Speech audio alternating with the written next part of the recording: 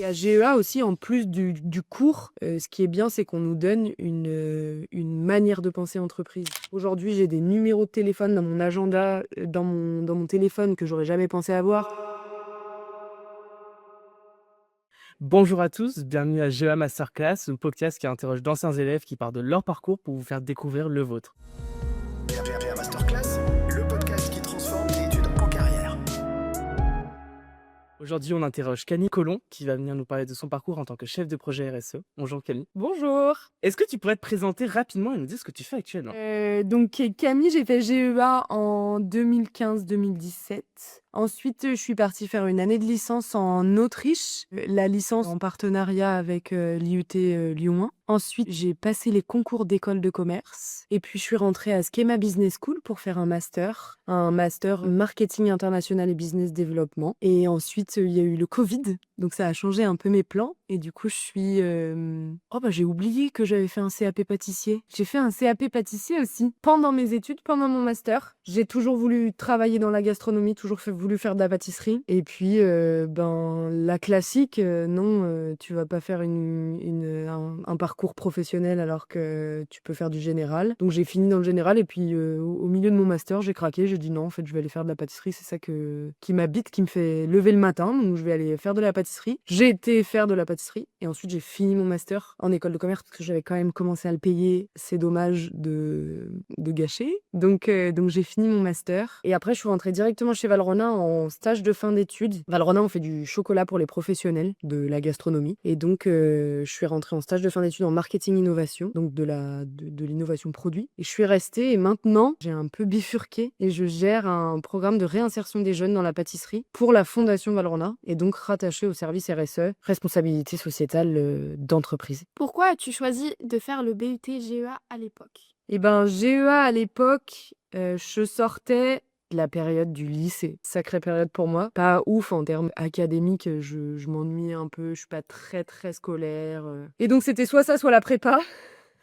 Je crois que la prépa, il m'aurait pas pris en vrai. Je crois que la prépa m'aurait pas pris, mais j'ai demandé GEA. D'abord parce que mon grand frère a fait GEA et que je fais tout comme mon grand frère. Et puis ensuite parce que les matières, etc., ça m'attirait le fait que ce soit très général, vu que je savais pas trop dans quoi j'allais aller après. Je savais dans quel secteur, la gastronomie, mais je savais pas quoi faire. Marketing, finance, je savais pas. Donc je me suis dit c'est très large et on va commencer par ça. Voilà pourquoi GEA. Est-ce que tu savais ce que tu voulais faire après le BUT ou tu as décidé au fur et à mesure? Non, j'ai un petit naturel curieux. C'est un peu pas très humble de dire ça, mais je suis un peu curieuse. J'aime tout voir, tout connaître. J'ai des petites lubies, tu vois. Un matin, je me lève, j'ai envie de tout comprendre à la compta, donc je vais en faire pendant 8 heures, tu vois. Enfin, j'ai des petites lubies comme ça. Et donc, je savais pas trop ce que je voulais faire. Comme je disais, je voulais absolument travailler dans le secteur de la gastronomie. Je savais que c'était là que je voulais aller. Mais je savais pas trop par quel chemin, comment, quoi. Et je me suis dit, je vais tout faire. On va tout regarder. On va tout s'ouvrir. Et on va bien voir. Mais j'ai fait des stages dans la chimie, dans la lingerie de luxe, et puis après en gastronomie, je suis partie là-dedans. Je me suis dit, j'ai été voir ailleurs, c'est pas ouf, c'est bien ça que je veux faire. Mais non, je savais pas, c'est au fur et à mesure. Et j'aurais jamais pensé en DUT GEA qu'aujourd'hui, je serais la dame qui te dit, je travaille en RSE. Ça me parlait pas tant que ça. À l'époque, je sais pas, j'étais peut-être un peu trop capitaliste. Non, je sais pas, mais tu sais, quand tu commences, tu sais pas trop ce que c'est les entreprises et tout. La RSE, j'en avais jamais entendu parler. Je savais même, enfin, j'étais pas très association, j'étais pas engagée et tout, donc je l'ai un peu fait au fur et à mesure de mon parcours. J'ai ouvert des portes que j'avais pas vu venir et j'ai trouvé comme ça. Comment s'est passé tes candidatures au master et au CAP? Mes candidatures au master et au CAP. Mes candidatures au master, un concours que je préparais en Autriche et que je rentrais en France pour faire. Mes concours, j'ai passé le passerelle, le Tajmage et le score IAE message aussi. Je sais pas si c'est encore leur nom aujourd'hui, mais j'ai passé tout ça. Donc j'ai pas mal bossé quand même pendant mon Erasmus, ce qui est un peu bizarre à dire, mais j'ai un peu bossé pendant mon Erasmus. Donc master concours classique. J'ai d'ailleurs été bien meilleure à l'écrit qu'à l'oral. Et puis après, le CAP, je l'ai passé en candidat libre parce que j'étais déjà inscrite dans une école et que en France, tu peux pas être inscrit à 2 endroits en même temps, 2 centres de formation en même temps. En tout cas, pas à l'époque. Et donc, j'ai profité de mon année de césure pour aller en gastronomie. Donc, j'étais assistante du chef des cuisines le jour. Et le soir, pendant qu'ils étaient au service, j'allais tirer des plaques de choux pour préparer mon CAP. Est-ce que le BUT GEA t'a dit de bien préparer au master? Oui, oui, oui, même... J'ai toujours dit, bah alors c'est pas tout à fait vrai, mais c'est quand même un peu vrai. J'ai toujours un peu dit que une fois que tu as fait GEA, j'ai approfondi plutôt qu'appris après. J'ai pas découvert de nouvelles choses, de nouvelles matières, j'ai plus approfondi ce que j'avais déjà appris à GEA. Et ça, c'est top. Et à GEA aussi, en plus du cours, ce qui est bien, c'est qu'on nous donne une manière de penser entreprise. Je vois les jeunes arriver là, c'est horrible de dire ça, je suis très très vieille, mais je fais très très vieille alors que non, mais je vois les jeunes arriver en entreprise là et ils ont cette manière très scolaire de penser. Et je crois qu'à GEA, la différence vraiment, c'est que comme la plupart des professeurs déjà, c'est des anciens pros ou des encore pros, enfin pas que les professeurs sont pas pros d'habitude, mais qui ont déjà travaillé en entreprise ou qui en travaillent encore, etc., qui sont hyper liés au monde de l'entreprise, ils te font réfléchir d'une manière entreprise. Il y a qu'à GEA que la première année, t'es PDG de Renault ou de je sais pas quoi et tu fais ton discours devant toute une classe de stratégie et tout. Et ben ce petit discours de première année, de première semaine de Monsieur Thivin qui nous dit là ça y est, vous êtes PDG Renault, vous nous donnez la stratégie. Bah ça c'est des choses que je fais aujourd'hui, là rien que pas plus tard qu'en janvier avec mes partenaires. Bam, discours de stratégie, j'ai fait le même, juste j'ai remplacé voiture par jeune. En fait c'est fou, enfin tu sais ça te donne vraiment une vision entreprise du travail qui est pas tout à fait trop scolaire. Ça c'est top. C'est fantastique, GEA. Grave. Du coup, tu savais pas trop quoi faire après toi, mais est-ce que tu aurais un conseil que tu pourrais donner pour nos étudiants à nous qui savent pas quoi faire après? Tu sais peut-être pas ce que tu veux faire. En revanche, tu sais ce que tu aimes, en général. On voit quand même... Moi, le marketing, j'aimais trop. Ça me fascinait. Les premières pubs, on n'a rien à voir. Les premières pubs Apple que moi, j'ai vues et auxquelles j'ai été sensible, je regardais tout après. Tu sais, quand t'achètes un iPhone, t'ouvres la boîte, elle fait un bruit un peu spécifique. Mais c'est quoi le gars C'est quelle réunion de marketing du gars qui a dit faut que la boîte, elle fasse un bruit de luxe. Mais c'est fou, mais tu te rends compte ce que tu fais, comment tu manipules les gens avec du marketing, ça c'est trop fou, je la trouve dingue cette idée et je voulais être cette personne qui ait cette idée. Je suis pas cette personne, mais j'ai encore espoir. Et non, et du coup, je savais ce que j'aimais, je savais ce qui m'intéressait et en fait j'ai juste été là où ça m'intéressait et là où ça m'intéressait, ça a ouvert des portes sur ce que j'allais faire après. J'ai tout fait, mais quand j'étais en école de commerce, 15 000 € l'année et que j'ai dit dans ma famille, dans mes amis, tout, j'arrête, je fais un CAP, les gens m'ont dit non, tu rigoles, tu te fous de nous. Tu peux pas faire ça. Je dis, bah, en fait, si. J'adore faire de la pâtisserie. Je veux savoir de quoi je parle dans un monde pro. Je vais faire de la pâtisserie. Là, je vous le dis, je vais faire un CAP. J'ai toujours fait tout ce que j'aimais, en fait. Je crois que c'est ça le conseil. Tu trouveras forcément, bah oui, tu trouveras forcément comment en faire ton métier si tu fais ce que t'aimes. Et se lever le matin et savoir que tu fais un truc que t'aimes, c'est plutôt cool. C'est beau. C'est ce que je souhaite quand même à tout le monde. Je sais pas si ça durera aussi longtemps que les impôts, mais... Parlons un peu de ta vie professionnelle. Qu'est-ce qui t'a donné envie de travailler sur des projets à impact social comme Graines de pâtissier? Eh ben, la première motivation, soyons honnêtes, c'était de rester chez Valrhona après mon stage de fin d'études. Ça, c'était la première. Et en fait, c'est ma tutrice de stage à l'époque qui me dit, écoute Camille, là j'ai un projet où il cherche la chargée de projet. Je pense que ça peut te plaire. On regarde l'annonce ensemble. C'est de la gestion de projet et en vrai, j'adore ça. C'est pas tout à fait pareil que chef de produit, parce que chef de produit, tu gères un produit, chef de projet, tu gères surtout des gens. Mais du coup, ça me plaisait dans l'organisation que ça demandait. Je suis un peu toquée, moi j'aime tout organiser, j'aime faire des tableaux Kanban, des trucs comme ça. Et du coup, ça m'attirait ça. Et en plus, et là, ça sonne tous les gongs dans ma tête, c'est que c'était pour les jeunes éloignés de l'emploi qu'il fallait aider à venir travailler en pâtisserie. Bah, je suis la personne qu'il te faut, en fait. Je suis hyper passionnée par le monde. Moi aussi, j'y suis arrivée par des portes un peu détournées. Et en fait, trop cool de pouvoir retourner en laboratoire. Trop cool de pouvoir parler à des pâtissiers tous les jours. Aujourd'hui, j'ai des numéros de téléphone dans mon agenda,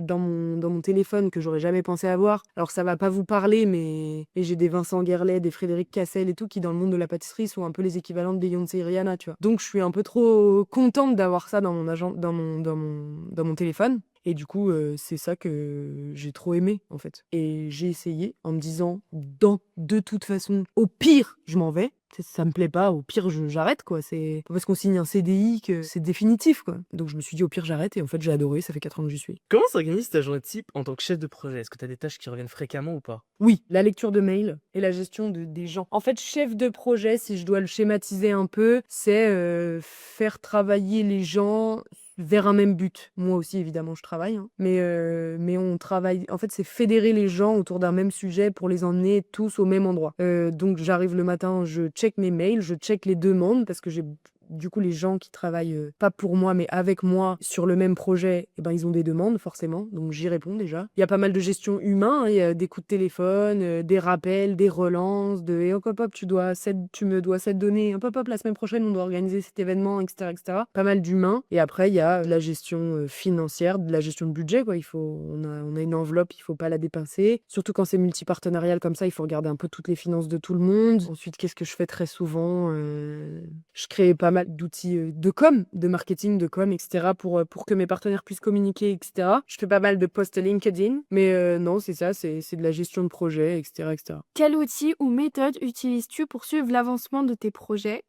Donc, des logiciels, progiciels. Je les ai à peu près tous testés, hein. J'ai testé Trello, j'ai testé Notion, j'ai testé en plus. Dès que c'est nouveau, j'aime trop tester tout. Et en fait, il y a rien de mieux dans ma vie qu'Excel. Mais Excel, c'est fou comme outil. Donc Excel. Et après, on a des outils quand même assez performants. Je sais pas si vous l'avez encore à GEA, mais l'Office 365, c'est quand même un outil sous-coté. Donc beaucoup Excel. Et après, pour la création, un bon Canva, qui est d'ailleurs est gratuit pour les associations. Donc, Ah ouais? ouais. En Ouais, tu vois, petite info que t'aimes bien avoir. Canva Pro est gratuit pour les associations. À partir du moment où tu as des statuts, chut, tu peux demander Canva Pro gratuit. Ça, c'est bien pratique. Mais non, Excel, le bon vieux Excel, je fais tout dessus. J'ai toute ma gestion de projet dessus, toutes mes to-do, tous mes suivis de partenaires, etc. J'ai tout dessus. As-tu des conseils pour des étudiants qui souhaitent s'orienter vers les projets à impact social? Bah alors oui, évidemment. Déjà, ils sont de plus en plus présents dans les entreprises. De plus en plus, les entreprises veulent avoir un impact social, environnemental et humain positif. Parce que dans notre génération et dans celle qui arrive là, ça va devenir... en entreprise, il y a ce qu'on appelle... Alors, je vais parler anglais, je suis désolée, mais il y a ce qu'on appelle les right to play et les right to win. Ça veut dire, il y a les règles qu'il te faut pour être dans le jeu, les right to play. Ce qu'il te faut de base pour rentrer sur un marché, par exemple. Et les right to win, c'est ce qu'il te faut pour être au-dessus des autres, pour gagner plus que les autres, des parts de marché, de l'argent, de ce que tu veux. Et dans ça, dans les right to win, maintenant, il y a beaucoup ça, l'impact social que peut avoir ton entreprise, ton impact, on parle beaucoup d'empreinte carbone, on parle de neutralité planétaire, on parle de régénératif, on parle de tout ça. Et ça, en ce moment, c'est ce qu'il faut faire pour être au-dessus des autres. Mais très vite, là, ça va arriver, ça va devenir quelque chose qu'il faut avoir pour rentrer sur les marchés. Tu pourras plus faire sans. Donc, ça se développe dans les entreprises. Et en vrai, d'un côté plus perso, il y a quand même un truc hyper intéressant de se dire, je fais du sens dans ma vie de tous les jours. Mon travail, il a du sens pour plus de gens que seulement moi. Mais ça, c'est trop cool. C'est fantastique. Notamment à travers les stages et l'alternance, penses-tu que l'entreprise a un rôle à jouer sur l'insertion des jeunes et comment les appréhender? Bah alors, oui. Puis en plus, plutôt 2 fois qu'une, parce qu'en plus, j'insère des jeunes dans un secteur qui se transmet beaucoup. La pâtisserie, la gastronomie, enfin les métiers d'artisanat, en fait, c'est des métiers qui se font beaucoup dans la transmission. Transmission intergénérationnelle. Et je pense que nos métiers aussi, nos métiers, c'est un peu... Enfin, nos métiers, quand je dis nos métiers, c'est nos métiers plutôt fonction support, qu'on apprend surtout à GEA, par exemple. C'est des métiers qui sont sous-cotés en termes de transmission de savoir-faire, mais en fait, qui devraient l'être plus. Moi, très vite, dans mon métier, j'ai accueilli des stagiaires, maintenant j'ai une alternante, et je trouve que c'est trop bien de pouvoir apprendre de quelqu'un qui fait déjà ce métier. Parce que je sais pas si vous avez déjà fait des stages et tout ça, mais tu n'apprends jamais aussi bien qu'en faisant et qu'en étant en entreprise. T'as beau avoir fait les meilleures écoles, les meilleurs cours, on n'est pas tous les mêmes personnes en entreprise. Parce qu'on n'apprend pas tous de la même manière en entreprise. Tu peux avoir fait le même cours, tu seras pas forcément le même professionnel que ton voisin de gauche. Parce que t'apprends en entreprise. Et donc oui, c'est hyper important que maintenant les entreprises se disent qu'il faut former les jeunes. Surtout qu'en entreprise, il y a beaucoup de gens qui râlent de pas voir les jeunes, ou cette nouvelle génération ne vient pas bosser, ou il y a toujours un truc à dire sur cette nouvelle génération, mais c'est comme la génération avant nous, quand on est arrivé en entreprise. Mais oui, c'est trop important de rendre un peu de ce qu'on a donné. Moi, si j'avais pas vu des maîtres de stage trop cool, j'en serais peut-être pas là aujourd'hui. Quel conseil donnerais-tu aux jeunes pour bien appréhender ces expériences? Tu veux dire les expériences stage, alternance et tout ça? Oui. Bah que déjà elles sont importantes et qu'il faut y aller. Exactement pour les mêmes raisons que je viens de dire là. C'est trop important d'aller apprendre en entreprise. Il faut pas avoir peur. Je crois que si vous êtes motivé, et dans le motivé, je dis pas juste dans ta tête tu te dis t'es motivé. C'est juste dans ton attitude en entreprise, tu montres que t'es motivé. C'est ce que je dis aux jeunes graines de pâtissier tout le temps. T'arrives en labo, en survêt, avec 5 minutes de retard et quand, on te dit: «Est-ce que tu as des questions?» tu dis: «Bah, non, c'est bon, j'ai tout compris», alors que c'est sûr et certain que le premier jour, tu as pas tout compris et ben ça montre une non-motivation et donc du coup, la motivation, c'est aussi un truc dans l'attitude donc ayez une attitude mon conseil, c'est d'avoir une attitude motivée, curieuse, d'apprendre, de découvrir et cetera et je pense qu'en vrai, il y a personne qui refuse de répondre à des questions sur un sujet qui les concerne directement eux. Ça n'existe pas. À GEA, on apprend l'importance de la motivation et de la gestion des talents. Comment fais-tu pour motiver les jeunes en insertion à aller au bout du programme? Bah, les jeunes en insertion, nous, la cible avec laquelle on travaille, c'est des jeunes donc de 16 à 25 ans qui sont éloignés de l'emploi, qu'en général, ils savent ce que c'est, le dur, d'une manière ou d'une autre. Ils ont pas tous des histoires hyper tragiques, mais d'une manière ou d'une autre, ils ont tous connu un peu le fond du trou, plus ou moins à hauteur, mais ils ont tous connu le fond du trou. Du coup, ils ont quand même envie de se sortir du trou. Donc c'est plus facile de les motiver, je reconnais. Mais comment on les motive? Bah, en se disant qu'ils vont faire un métier de passion, que si c'est vraiment ça qui les motive, il faut qu'ils y aillent, que si c'est pas ça qui les motive, il faut qu'ils aillent trouver le truc qui les motive. Et comme je disais tout à l'heure, on les motive en disant lève-toi et fais un truc que t'aimes faire. Parce que là, tu te lèves et en fait, ta vie, tu l'aimes pas. Donc, va aimer ta vie. Elle est trop courte ou trop longue pour que tu la détestes, quoi. As-tu une anecdote inspirante sur un jeune du programme Graines de pâtisserie qui t'a particulièrement marqué? J'en ai 1000. Des jeunes, ils m'inspirent tous les jours. Je les trouve fous la plupart du temps. Mais si je dois en donner qu'une, c'est bien parce que c'est vous. Si je dois en donner qu'une, on a un jeune qui est arrivé d'Inde. Il était comptable en Inde et il est arrivé d'Inde et il savait pas quoi faire. Il était hyper passionné par la mode, par la haute couture française. Enfin, tu sais, tout le petit cliché français de Paris, la mode et tout. Et il avait un petit truc dans la tête qui disait ah la pâtisserie c'est cool, c'est créatif et tout. Ces jeunes-là en général quand on les voit arriver on a un peu peur parce que la pâtisserie c'est pas que du créatif. Mais lui il s'est défoncé. Il a été dans les meilleures maisons parisiennes pour faire ses stages, notamment chez Gilles Marchal qui est un grand spécialiste de la Madeleine à Paris. Je vous conseille d'aller faire un tour si vous allez à Paris. Mais il a fait des stages et tout, et maintenant il travaille dans les palaces, dans les plus grands établissements parisiens. Il s'est trouvé une passion pour la pâtisserie. Effectivement, maintenant il s'est donné les moyens d'avancer dans le métier, donc il fait de la création de plus en plus. Et il vit de sa passion tous les jours, il est trop content. En 1 an de parcours, il parlait déjà français hyper bien. Il se faisait comprendre en laboratoire et surtout il comprenait les consignes. Parcours parfait. Il y a rien d'autre à dire, le gars était motivé et il a pas lâché et pourtant il s'est pris 2-3 bâches quand même. Ne serait-ce que la barrière de la langue, c'est difficile quand on arrive en France. Il a pas lâché et aujourd'hui il est pâtissier, il est hyper heureux, il est trop content. Et des histoires comme ça, on en voit tous les jours. Enfin, dans le programme en tout cas, on en voit tous les jours. Et vous êtes toujours en contact avec lui? Ouais, on se voit souvent. Bah, pour les 100 ans Valrhona, on l'a invité à témoigner sur le parcours et tout. Les graines de pâtis, alors pas tous, hein, parce qu'on en voit 150 par an, et puis ça marche pas pour tous les 150 qu'on voit, mais il y en a plein avec qui on s'envoie encore des textos. Il y en a une qui est pâtissière chez Valrhona maintenant, donc on se voit encore super souvent. Elle fait les stages des nouveaux graines de pâtissier qui arrivent et tout, donc non, c'est top. Bien sûr qu'avec certains, on garde contact.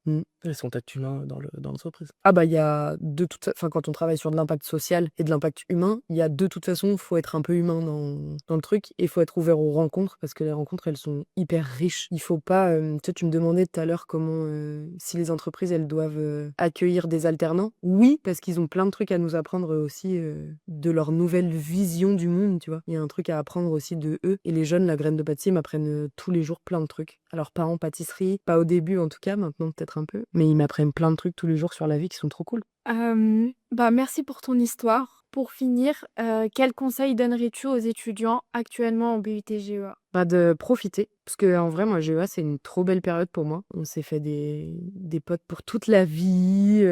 J'ai même, enfin, c'était trop cool. Le l'IUT GEA, j'en garde un super souvenir. Donc, il faut profiter du moment où on apprend. Je sais que c'est un peu fou de dire ça quand on est étudiant, parce qu'en fait, on fait que apprendre. Du coup, on se rend pas compte de la richesse que c'est. Mais c'est trop cool, d'accord, de faire qu'apprendre toute la journée. On fait qu'apprendre, c'est trop cool. Et il faut prendre tout ce que peut t'apporter l'IUT GEA, même dans les cours d'amphi du vendredi matin, alors que t'as tout sauf envie d'être là. Parce qu'en fait, ça va te servir un jour dans la vie. Moi, j'étais pas partie pour faire de la compta, et là, aujourd'hui, je fais ma compta à la fondation, et je suis bien contente d'avoir suivi les cours de Monsieur Hoffman et de Madame Delplanque à l'époque. Donc voilà, tout prendre ce qu'il y a à prendre. Dans ton métier d'aujourd'hui, quelles compétences ou formations tu penses qu'ils sont nécessaires d'avoir? Même si bon, les formations, c'est pas forcément nécessaire dans ton métier aujourd'hui. Dans mon métier d'aujourd'hui, l'organisation, l'empathie, Tu peux pas gérer de l'humain si t'es pas un petit peu empathique à ce qu'ils ressentent. Il y a des jours où tu vas pouvoir leur demander beaucoup et des jours où tu vas pas pouvoir leur demander beaucoup. Et ça, faut le voir dès que t'arrives à 9h ou dès qu'ils décrochent le téléphone. Parce que sinon, un humain, c'est aussi un ego, donc tu vas devoir gérer les égos. Ça, c'est chiant. Donc l'empathie, l'organisation et en vrai l'envie. Je crois que dans tous les métiers, pour le coup, il faut de l'envie. Si c'était à refaire, est-ce que tu prendrais le même chemin? Oui, oui. Parce que sur le chemin, il y a eu des défaites. Par exemple, à l'époque, je sais pas pourquoi, je voulais faire l'EM Lyon. L'EM Lyon, je me suis ratée en beauté parce que j'ai demandé un diplôme qui était trop haut pour moi, pas assez accessible. J'ai pas demandé le PGE, j'ai demandé le triple degree. Et dès l'entretien, dès l'oral, elle m'a dit « Vous ne l'aurez pas, madame ». Et ça, c'est dur, hein. Tu travailles 1 an pour avoir une école, t'aimes pas les autres, ou t'as l'impression que tu vas pas aimer les autres. Et là, gros échec, tu te remets en question, tu te dis ok. Donc moi j'ai mis 2 semaines à le dire à ma famille que j'avais raté quoi. J'étais vraiment fond du trou. Et au final, j'ai été faire les oraux à Schema et je me suis dit ah tiens le campus c'est sympa, on s'amuse bien et tout. Mais j'avais pas, c'était mon plan C, mon plan E quoi. Et en fait j'ai adoré Schema, j'ai rencontré des gens trop cool. Et donc maintenant tu me demandes ça, maintenant je te dis oui, je prends le même chemin exactement parce que ce chemin a été dessiné exactement pour moi. C'est fou quand même de se dire que j'ai pas été prise dans les écoles, sauf dans l'école où sur le campus je me suis trop amusée et où j'ai passé un bête de moment pendant les oraux, alors que les oraux quand même c'est un truc un peu stressant où tu passes pas forcément un bon moment. Et moi j'ai choisi et j'ai eu des très bons résultats dans une école qui en fait était faite pour moi à la fin quoi. Donc oui, je prendrais exactement le même chemin parce que en restant à l'écoute des opportunités, au final, les opportunités sont faites pour toi. Parce qu'il y en a que tu entends plus que d'autres quand même. Bah, franchement, merci pour votre témoignage. C'était vraiment ultra intéressant et très beau aussi sur nos discours humains. C'était GEA Masterclass, le podcast qui transforme tes études en carrière. Et on vous dit à la prochaine fois. Merci.